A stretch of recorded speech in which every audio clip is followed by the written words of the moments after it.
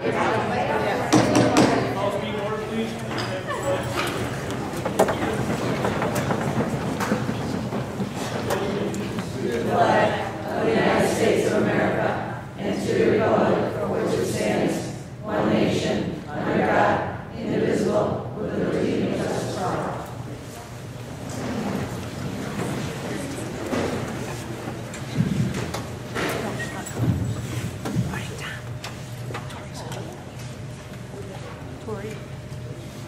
morning. Good morning. We've got a few things planned for this morning. We'll see how it goes. This is the first time that I know of that we've had a session like this where we've invited the public to come and ask questions about the budget. We're about in the middle of the budget process right now, so we still have a lot of work to do, a lot of hard decisions to make. But we thought it would be a good time to ask people to come in and ask questions in general about the budget and give you some feedback on that. So we have several parts of the session this morning. So first I'm going to go through a few slides. Like I did the last budget meeting, kind of ground everybody with where we're at right now in the budget process, what some of the numbers look like.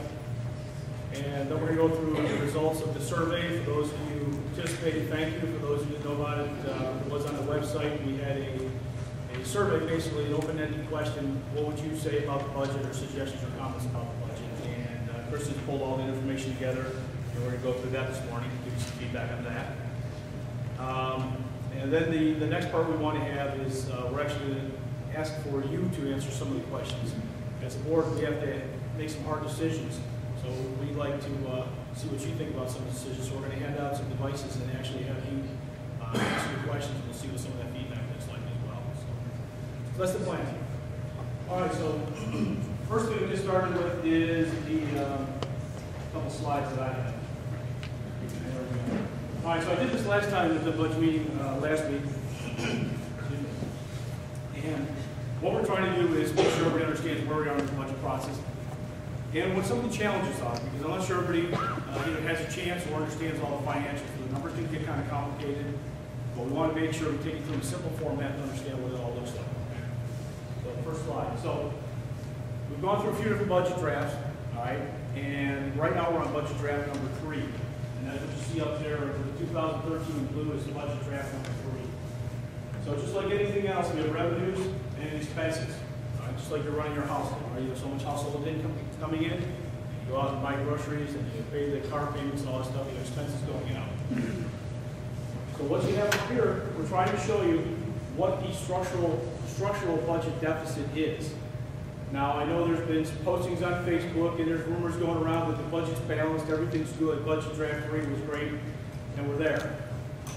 What I want to emphasize is there's a gap, $1.3 million between revenues and expenditures right now in the budget draft. The only reason it looked like it was all taken care of was because of reserves. Reserves are based on our savings accounts that we have out there. So what we're trying to do is figure out how best to use those reserves over the next few years, and we'll talk about that. But the biggest thing I want you to get out of this slide is what's the revenue, what's the expenses, and you can see the gap we have, $1.3 million next year. Still to be figured out how to close that, whether it's reserves or something else. 2014, the gap grows to $2.3 million, $2.8 million in 2015, and $3.6 million in 2016. Straight up, reserves can't cover all of that. Those are huge budget gaps. Okay, so reserves can plug some of those gaps, and our job is to figure out how to best use those reserves to plug those gaps. Okay. All right. So next slide. This kind of gives you a pictorial of where we're going, and the gap is pretty bad between revenues and expenses. So we have expenses on the blue line, and we have revenues on the red lines, and you can see how much that structural gap. I keep calling it a structural gap because without structural operating changes or changes in revenue, that gap remains, and you have to find a way to plug it without making operational changes. All right, next slide. All right, so just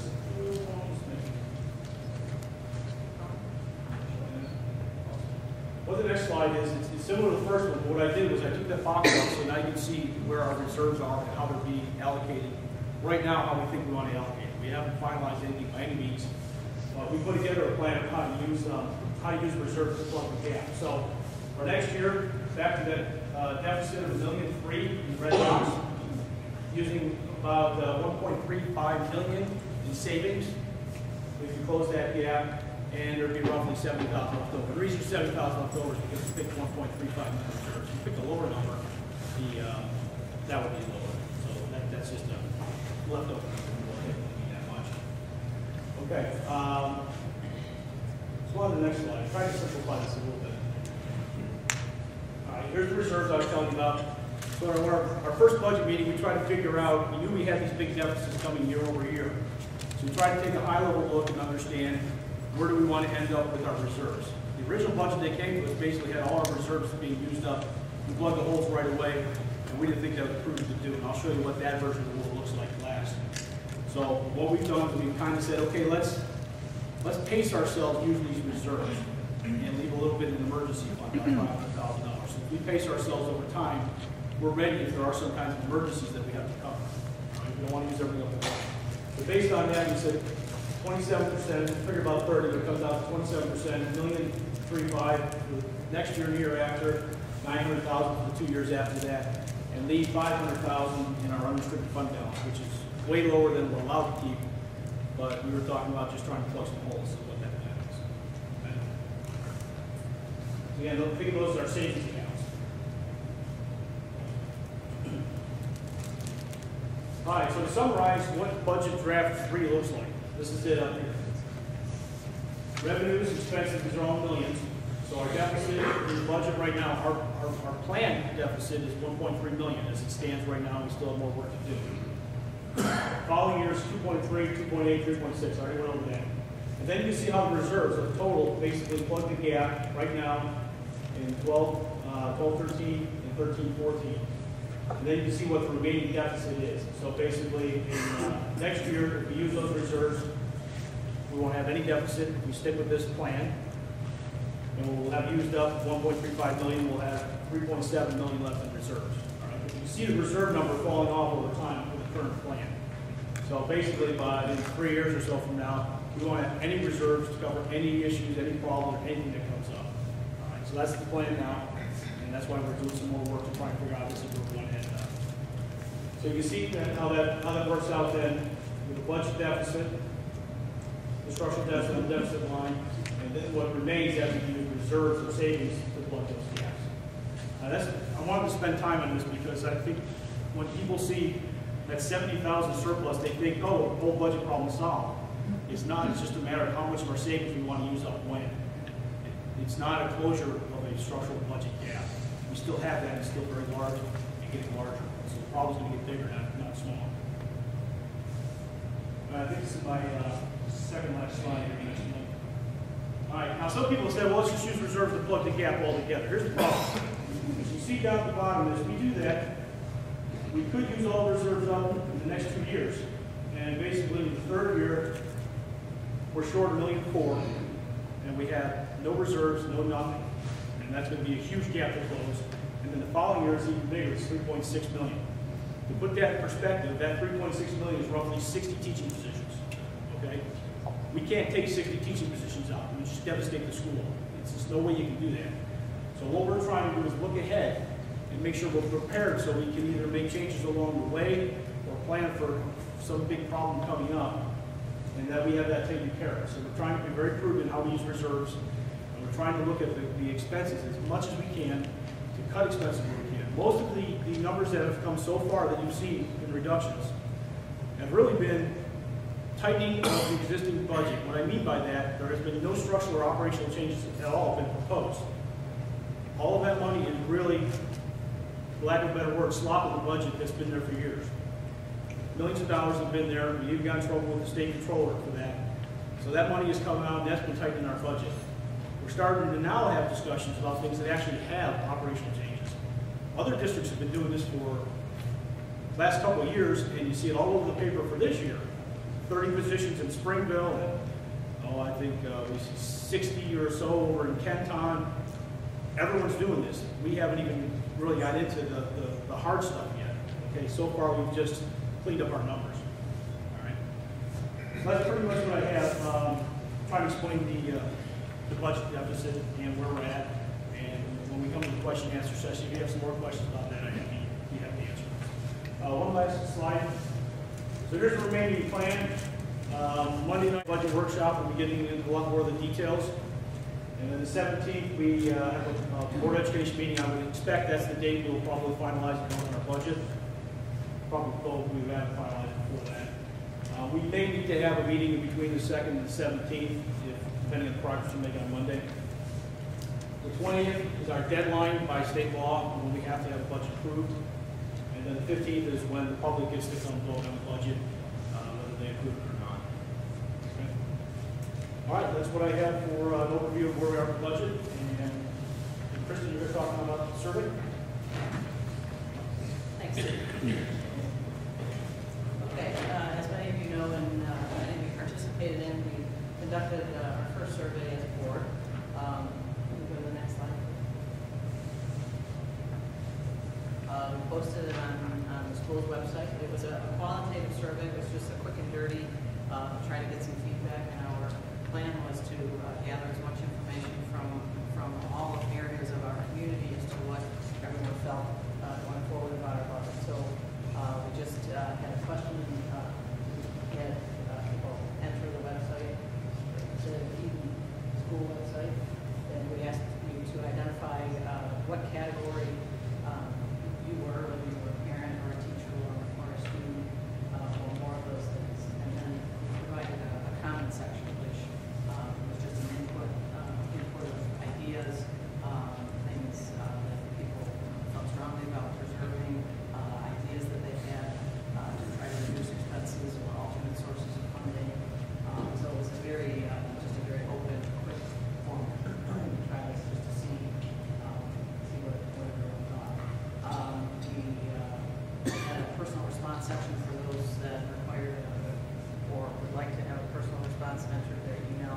I have not responded personally, but for those of you in the audience that filled out the survey and wanted a personal response, you will receive one from either from myself or from a member of the board or from the administration. We can't hear you guys. Not close enough? How's this? Better. Better? Thank you. Sorry. Okay. We just, what I was saying was, for those of you who requested a personal response, filled out the survey, and have received one, know that now that the survey has been closed, you will receive a personal response either from myself or a member of the board or the administration. We informed people that the survey was available through Global Connect and through the parent portal emails, and I understand there was also a message that went out to the teachers that this was also something for them to participate in. Next slide, please. So we got 153 responses. They were not, this is the orientation of who responded. I do have to say that these numbers were not mutually exclusive, meaning that if we had a faculty staff member who was also a parent, and then obviously a community member, I had to find a way to sort of separate those. So I took a look at the comment, and for example, if there was a faculty member that was making a comment related to faculty, then I counted that as faculty. If there was a faculty member that was a parent that was making a comment related to their child in the district, then I counted that comment as a parent. So we got 95 parents responded, 23 faculty staff members, 17 students, which I was pleased about. We had a young student who was a 10-year-old fifth grader that lobbied for the REACH program. Made a really, really good case for that. So I'm glad that we also had student response as well. And then the community member category were just those in the community that were neither parents nor faculty nor students. Next slide. So what I tried to do is I read through, and the responses were one-liners, two-pagers. So it was really a wide variety, both in the length and in the content of it. But what I was trying to do was to gather some themes that came across as I was reading through. And understandably, the strongest theme that I saw as I read through from all areas was maintain programs, maintain staff. Please don't cut my musical, sports, enrichment programs, arts and music, tech education, all of those things. People took the opportunity to tell us how much those programs meant to them. So we heard that last year. Next slide. So the other themes that came out of the survey results were these categories: administrative, transportation, athletics, and new sources of funding, new ways to pay for things to enable those programs to continue. So those were kind of the four main themes that came out as far as people that were suggesting reductions in certain areas to help us close that budget gap. Next slide. So here's a breakdown in number of where those, we'd like to see. You can go up just a little more so we can see the bottom categories. I don't know if that's, you can see that or not, but the first category is administrative, and then transportation, athletics, and new sources of funding.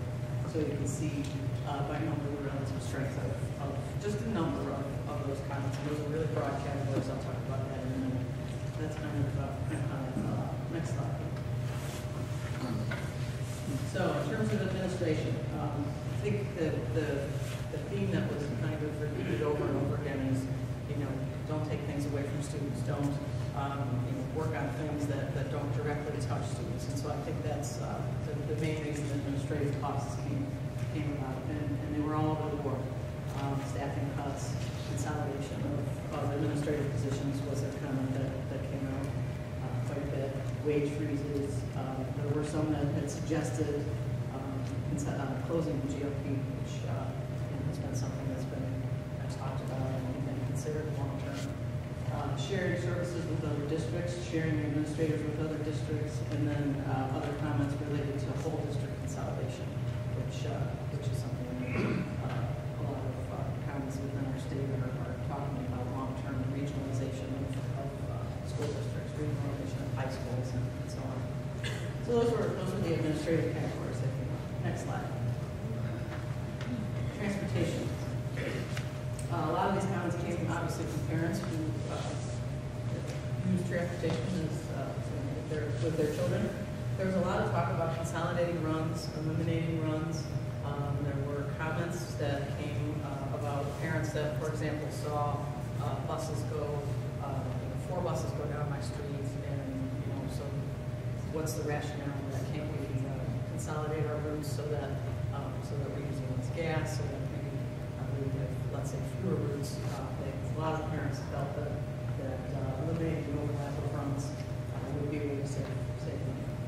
Another idea that came out was having children walk to a central point, let's say the end of the street, the end of the block. Those are ways that other districts have been reducing transportation expenses for quite some time. And those ideas came out very strongly.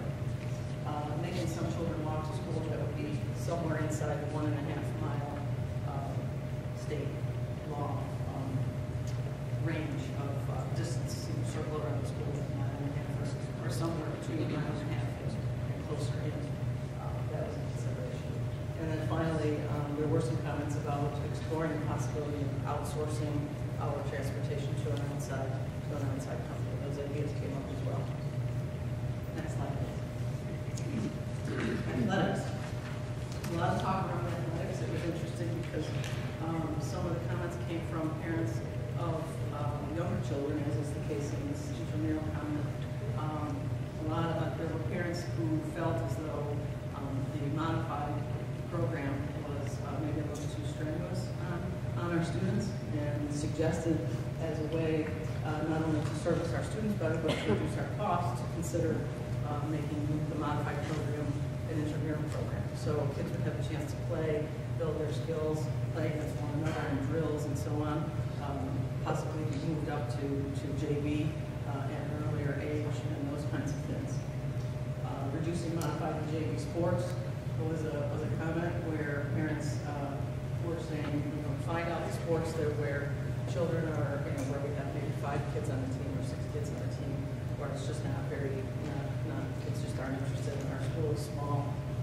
Find ways to reduce the number of JV and modified sports without cutting them. Pay to play. This was a really big theme that came out. There were a lot of different versions of anything from a student who would like to play a sport would pay a nominal, say, $20 fee, to participate to help defray costs. To all-out club teams was another suggestion where the teams still exist, but they're funded entirely by the parents of the kids that participate, and the school assumes no financial responsibility. There's teams, I know there's a few teams in Hamburg that are operating this way. So the suggestion was take the sport completely out of the school, not cancel it, but have it run as an independent. So those are some of the suggestions that came from athletics. Next slide. New ways of funding. There's a lot of really interesting comments, everything from taking the lumber out of our woods, which was an idea that I never even thought of. So it was really one of the reasons we did this service. We think there's a lot of great ideas within our community. A lot of people talk about parents assuming the burdens of cost for extracurriculars, not just athletics, but musicals and all sorts of things. And they also talked about fundraising, developing groups that would fundraise for a particular club or activity, and how should we as parents come together and support those activities. Parents and volunteers came up a lot as a way to reduce the number of positions within different activities and have parents step up and volunteer to do things that they might not be doing currently. So there were a lot of good ideas surrounding that. Next slide, please. So some conclusions. I'm glad we did this because I think it gave a window for me and for the rest of the board. It gave us a window into what you all are thinking, and that's something that's really important. And so I think even though this was a quick and dirty survey, I'm glad we did it. I'd like to try a quantitative survey next year so that we can ask some questions and get some answers. It would be going through this for the first time and realizing that it would have been a lot easier to provide feedback to you if we could ask specific questions and get more data to show you. So that's a learning tool for us planning for next year. I think it gave us a better understanding of community priorities, and I think it will help us to reach some conclusions about where we go from here. So thank you to all who participated.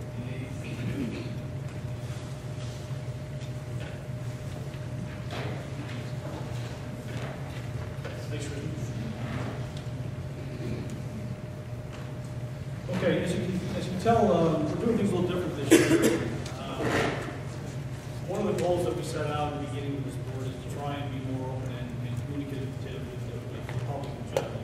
So we did things like move it to the auditorium where we tried to have a place where there's better sound, we can see everybody, they can see us better. And thank you, Mr. Schaefer, sounds like he's fixed the sound problem today. Excellent job. Woohoo! You know, in the last minute, we put the survey together. Kristen took care of that for us because we want to give people's ideas. We're trying to find the best ways we can. Again, we're always welcome to come speak to your group or take a phone call or whatever it is because we want to really communicate and learn what your thoughts are on things.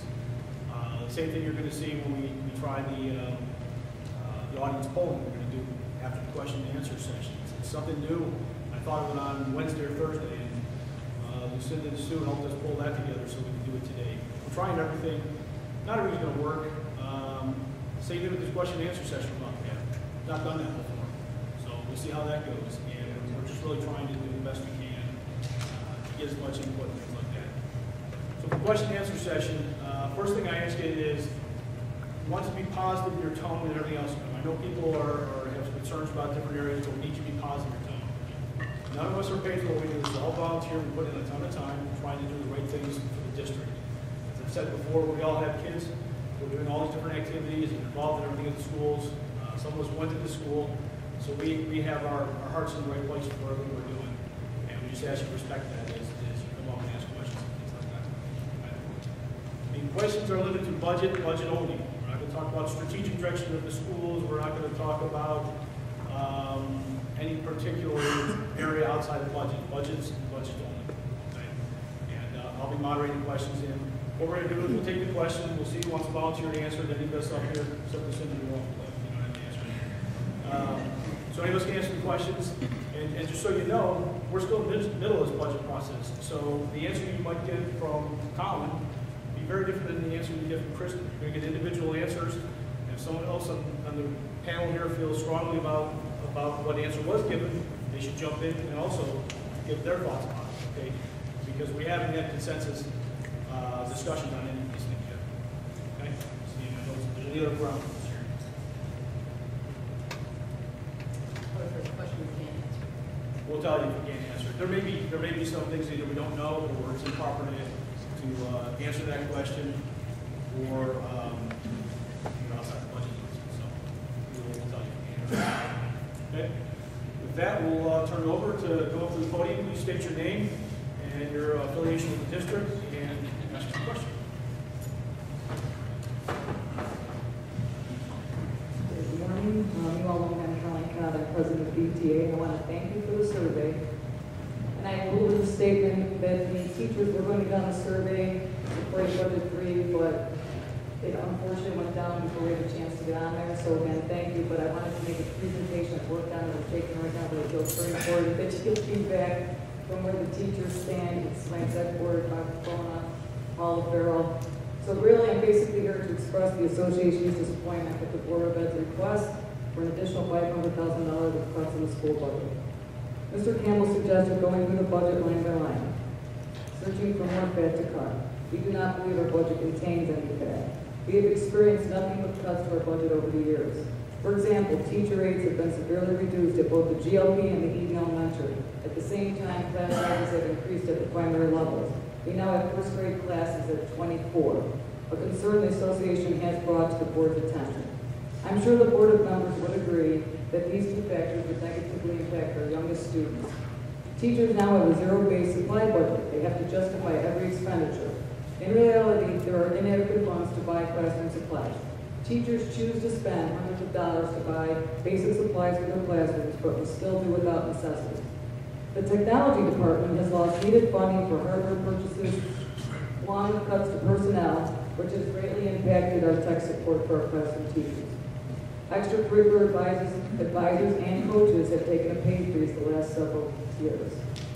Department chairs have agreed to pay cuts to fund stipends of associate department chairs because we understand how important these positions are, and they are positions that truly should be funded by the budget.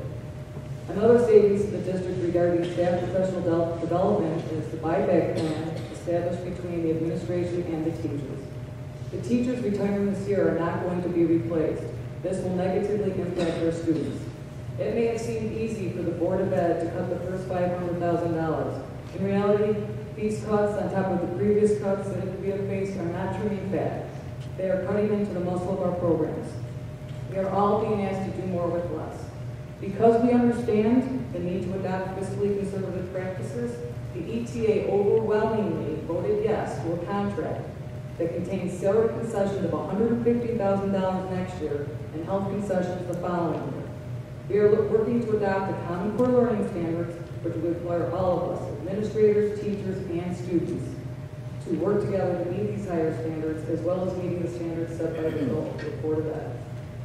Yet the board continues to reduce the needed funds to achieve these goals.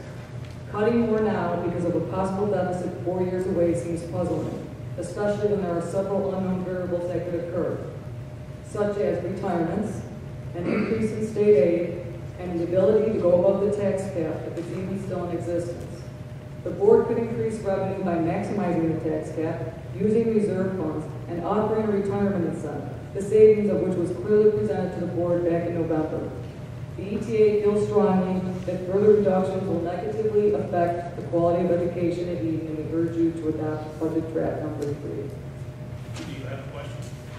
No, but I just wanted to make sure you kind of understood our position at this point. Thank you for allowing us to All right. The intent today is to, it's question and answers. We like to have questions and kind of minimize our statements if we could. That was the format we Well, set. we do have one question, then just to go on. And I would say that a number of the things that you stated there, I can disagree with some of the facts in there, but we will have some questions on those.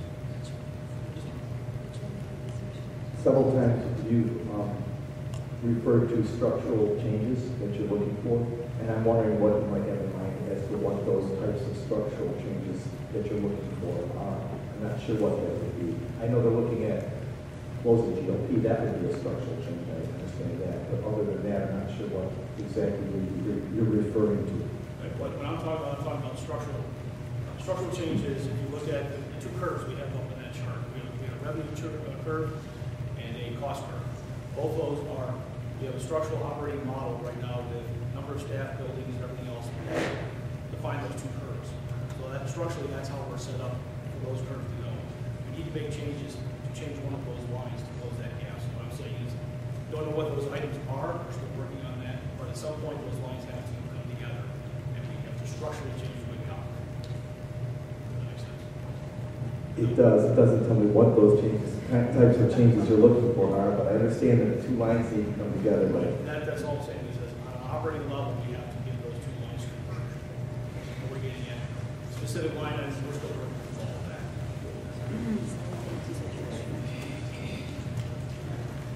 Oh, sorry.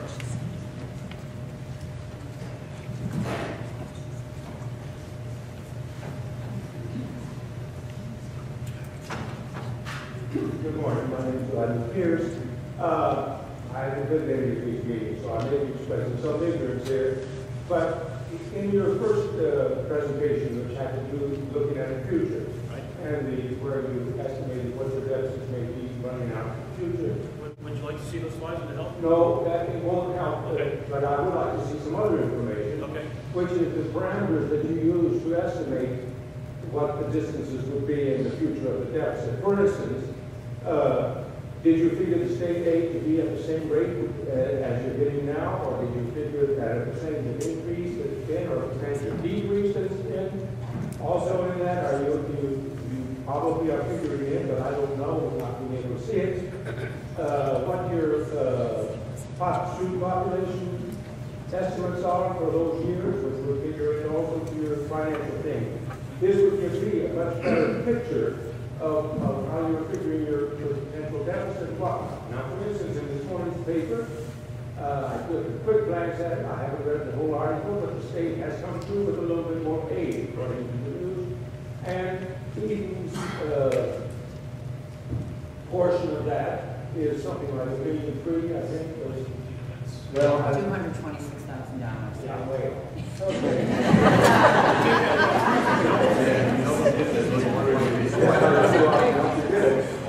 But for instance, Eden's portion of that is compared to other schools is significantly smaller. And one school, Holland, I think, was in fact not going to get any increase in aid at all, but a deficit. There are factors that bring that about, and one of those factors is what the equalization rate is in your community. It's the property values. This severely affected I think one Hager Wheatfield or something in this instance. Eden has not increased its equalization rate as far as I know in the mid-80s or maybe earlier than that. It's a long, long time. I don't want to say it's long overdue because nobody wants their taxes to go up on their property. But this does severely affect what you get from the state as far as your debt type of thing. So maybe some look needs to be put there too, and these parameters of what your deficits will be for the future. Is there some way that I can get some of that information, or We'll try to answer some of those right now. And, right, I'll just sit down. okay.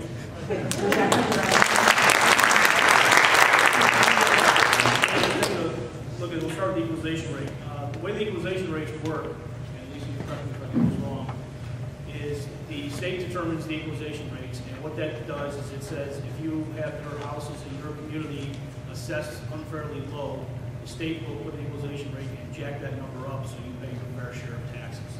So it already takes into account if your property values are considered to be low. So equalization rate is first nothing we can control. Second thing is property assessments is something each of the towns controls. The school has nothing to do with that. And third, the equalization rate actually does do that. It does inflate the relative value that you have to pay taxes against. So it's actually doing what it's supposed to. And I have some numbers for you. In 2006-07, the equalization rate for Eden was 76%. And in 2010-11, it was 69%. So it does fluctuate. Just a comment with regards to equalization rate and state aid and the budget. The equalization rate really has nothing to do with the budget or the increase in revenues. It has to do with how, whatever the board decides the tax levy will be, whatever that amount is, that then equalization rate impacts. It doesn't impact the extra budget. Where the state aid piece comes into in regards to Eden, and one of the reasons Eden is low, is really based on, the percentage is low, is based on what's called a wealth ratio.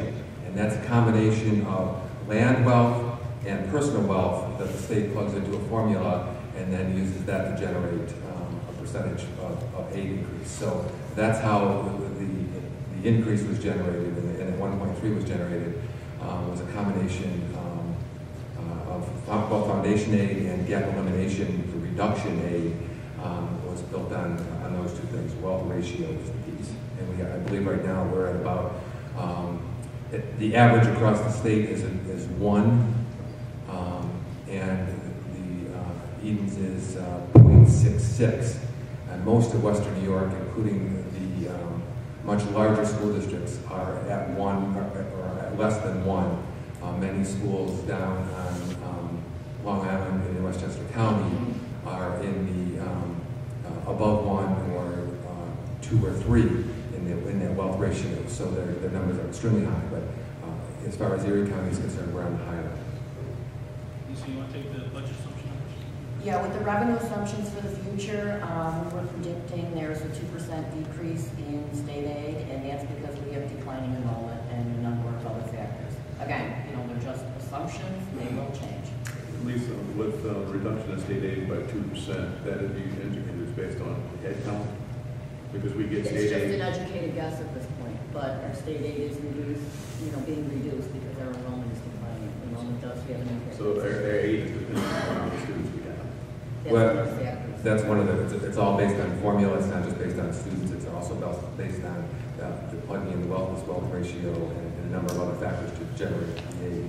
And I think we'll see that that 2% number, that 2% decrease based on what's beginning to happen now and the turnaround in New York State, that may be a very conservative number. Also, in regards to student enrollment, we're averaging about a 40 student decrease on an annual basis over the course of the last 5 or 6 years. There are a couple of About 40 students per year. There are a couple of certain aids that are impacted by student count. There would be instructional materials aids such as textbook, computer software, and library aid. So those are accounts directly impacts those numbers. Next question.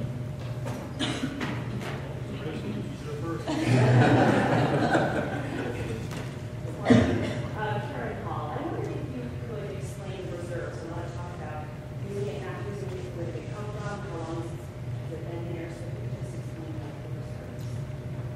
I know about what they are, but Lisa's the expert on the reserve fund. Lisa, can you help us with that? Good. Include that slide in my presentation. You have that. The one you did the last board meeting, or did you bring that up?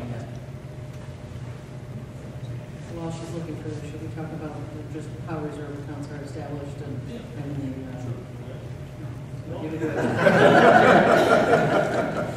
Should I phrase it in the form of a question? Well, there's different kinds of reserve accounts that are set up, and basically, there's rules associated with each one. For example, there's a capital project reserve fund, and money's been put in there over the years in anticipation of doing capital projects. You can only spend that money for capital projects. There are several other ones that we're going to talk about. There's one for taxes if you have a tax challenge, and on that one, I believe the rules are you put the money in there in case you have someone challenges taxes, their tax assessment, and in fact during the school year, they won their challenge, we'd have to refund taxes to them, so we'd have to come up with money to do that. So we have a reserve for that kind of thing. That can only be used for that, but it also is only good for so many years. I think it's this year that we have to return that money back and kind of used it. There's an unemployment reserve fund, there's a retirement reserve fund, so each of them are set up for different exact purposes. But some of the purposes we can use to plug holes in the budget, right? Because say the unemployment one, we can transfer some of that money back into what's in the local budget. It's loose enough that we can interpret it to use that money for local budgets. But each one was set up, I believe that's set up each one with a formal motion. All were set up before I joined the board 3 years ago, 4 years ago. And they have specific functions and their specific intent. None of them were set up with the intent to plug budget gaps. They were all set up to deal with operating problems. And some of them, in order to use them, require a vote. Yeah, either by the board or a majority by the board, majority by the board or to the public to release some of those funds and use those reserves. So reserves is not really where you want to be taking your money to cover budget gaps, but since our problem is so large, we decided we want to do some of that.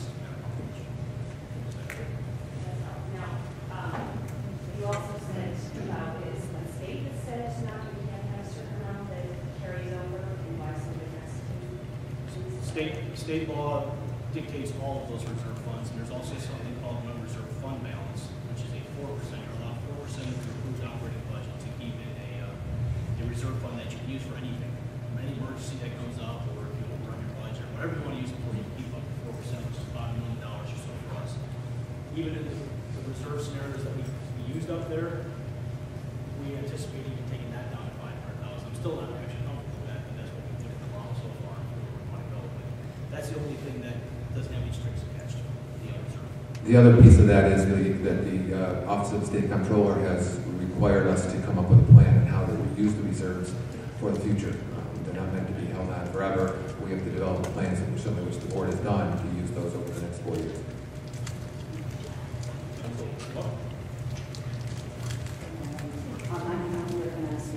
This is the LPN member of PTA. And I just had a follow-up question from Tom's presentation. You had mentioned there were certain things that you did not agree with. And I just to clear up any information, if you could just explain some of the items that you don't agree with, just so that we understand where you're coming from. I would appreciate it. I have to see the list of these things. I don't remember Yeah. I'll go through a couple of these. I'm not sure this will be much better time. Mr. Cerny, could you speak right into your mic, please? Sorry. Yeah, better. No, before that. All right.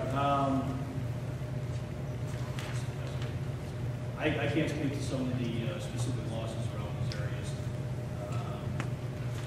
There was some stuff talked about the PTA contract in there, where there was a reduction in the teacher compensation. Just so we're clear, the increase in teacher compensation for this current school year was a 4% average increase. The budget year we're talking about is about a 2% increase, and it's a 6% increase in the third year. So talking about actual cost reductions in that area is not accurate. Let's see what else we got.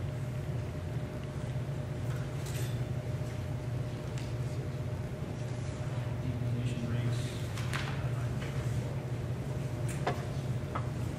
Anybody else? Mr. Cerny, I may be able to help with the reductions. The reductions over the course of the last 4 years, and these may not be exact. I was just sitting.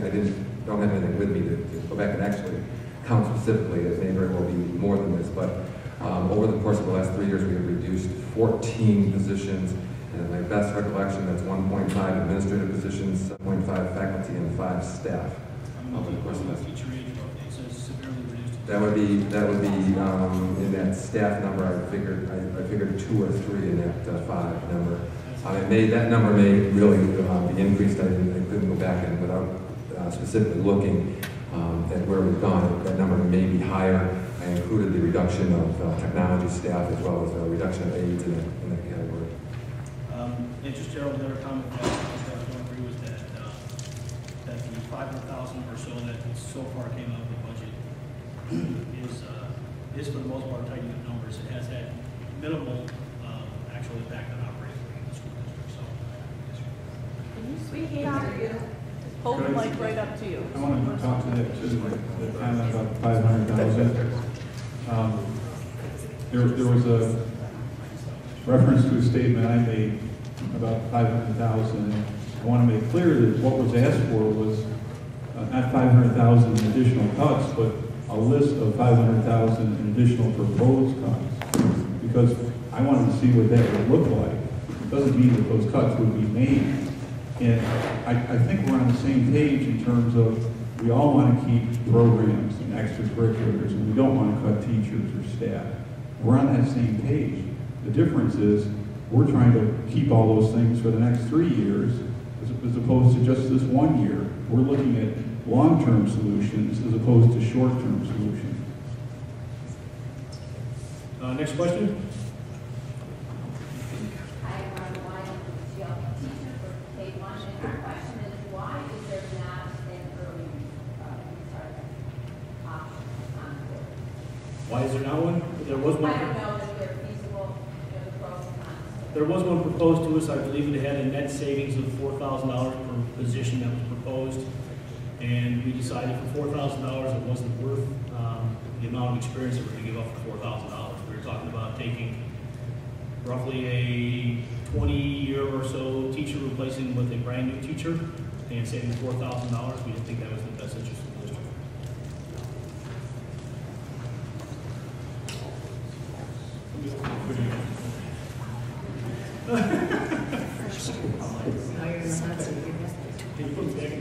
Good morning. My name is Suzanne, and we've been seeing conversation with reserves. If we use up all the reserves, I'm wondering how often we use the reserves for unforeseen situations that come up. We have used it a lot for several years. And because the budget is so bad over the next several years, we have any chance of getting that reserve back. I mean, if we use the whole thing in the next several years, well, bad, worse. It doesn't seem like we'll have any reserve back. What happens if something comes up and we have the money to use it? What happens then? And then we, there was a comment made before where if the tax, 2% tax, raise, if they get rid of that, looking over my school tax bills over the last 8 years, they've gone up over 100%. They've doubled. So if that 2%, bond is removed, what type of tax increase would we have? Can I just address that? The 2% is a limit on the tax levy, which is the total amount of taxes raised. As the equalization rate was talked about before, that's what impacts your tax bill. No, well, this is the school portion. The school tax bill? Right. That's what the equalization rate affects. If the But equalization rate decreases, your tax bill is going to go up. If the tax levy goes up, your taxes may or may not go up. They probably will, but it's just a matter of how much based on equalization rate. Right. An example would be last year where the tax levy went up 1.64%, and I believe the Eden town tax actually decreased by 0.5%. So if we have to reserve, how often do you use it? And if you can't get it back, what happens if somebody does not have a reserve? We have not used reserves over the past several years. As Steve said, our tax reserve needs to be returned to the taxpayers that we donate by the end of this year. If reserves are used up and we have no reserves. I believe if we go back to looking at the reserves and where they were at, if we go back 5 or 6 years, the reserves were somewhere in the neighborhood of about $47,000. They've grown substantially over the course of probably the last 7 years, to the point where we're at right now, and the Department of OSC, the comptroller, is asking us to come up with a plan. They haven't been used over since the start. At least I don't recall ever tapping into the reserves. We were able to grow the unspecified fund balance from 2% to 4%. That was this change in state law. The state required us to only be able to hold on to 2%. Now they allow us to hold on to 4%.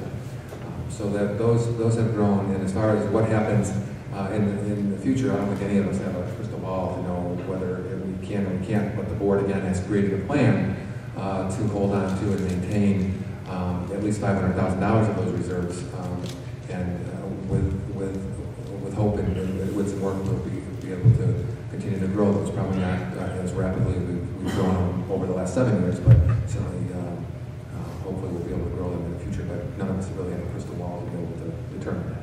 Are there any rule of thumb for amount of reserves to keep or for different areas like capital or? Lisa, correct me if I'm wrong. There's no but, rule of thumb. Unfortunately, other governmental entities get to hold on to a heck of a lot more in reserves than we do. The reserves that are established, such as capital reserve, that's, I think, up to $3 or $4 million is what was voted on, which could be put in there. The 4% reserve are unreserved fund balance. Again, other governmental entities get like 10%. So we're actually on the low end of the amount of reserves we can hold on to. And there also is one of those is capped at what our expenses are. The employee benefit reserve is capped, correct? We can't hold more than what our actual liability is. Anticipated benefits are going to be. Well, and I think this brings up a really important point, because what we're trying to do as a school district, as a board, is to develop a philosophy and to really understand, look, we're spending down reserves that have been in existence for some time. And you're right, after 2 or 3 years, there is no more. There is no other place to go. So when Colin talks about we want $500,000 more of ideas, that's the reason why. Because if we can preserve as much structure as we can by making smart choices now and going a little bit further than we may have to go for the next budget year, we might be able to preserve more things and save more of our reserves in case we have an emergency, in case something happens. At the state level, our state picture is not good economically, and that's one of the reasons that tax cap was implemented in the first place. So it's really important for us to take a look, not just at this year and next year and the year after, but to take a look 5 years out and say, what's going to happen? It's a whole different game. So I appreciate your question, because it really gets to the heart of what we're trying to do. Do we want to put the blinders on and look a year or two ahead, or do we want to really open it up and anticipate or try to predict as best as we can what's going to happen in the future, 5 years out, 4 or 5 years out? Next question. Good morning, Marilyn, bus driver. I might not have my facts completely correct, and I wish you would correct me if I'm wrong. I understand when we buy school buses, it's like a 3-year turnaround before we get the reimbursement from the state for the state aid on the buses. That's not correct. That is not correct? No, that's not correct. We get it usually the next year. It depends on when we receive it. Because I was under the understanding that one of the reasons that our state aid wasn't as high this year was because 3 years ago, the people holding down the buses. No. Okay, thank you. But that brings up what my question's about today. I understand that the supervisor put in a request for 2 new buses for this year. That is probably the one and only thing that the public has a voice in when it comes to pushing the buttons at the voting machines. Everything else is a package deal. I believe, from when I was here at last month's meeting, when transportation was discussed, I couldn't hear everything you said, but that it wasn't a lie or a dead issue, it was taken. And I don't understand that as long as we can present good reasons for needing those buses, why not let the public decide for themselves? It doesn't, as far as I can see, it doesn't cost anything extra to put it up as a proposition. And if the public agrees with our reasoning that we feel we need the buses, they'll vote them in. We get reimbursed more for buses than we do anything else in the district, I think. So that's my question is, to me, from my point of view, it's a no-brainer. And I know there is some hesitation, or I understand there is some hesitation on even presenting it to the public, and I'd like to know why. Thank you.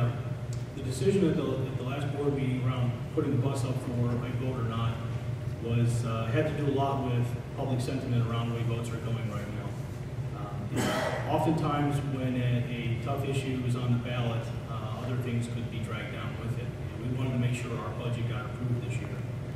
So, given the experience we saw over Lake Shore, who put a independent vote up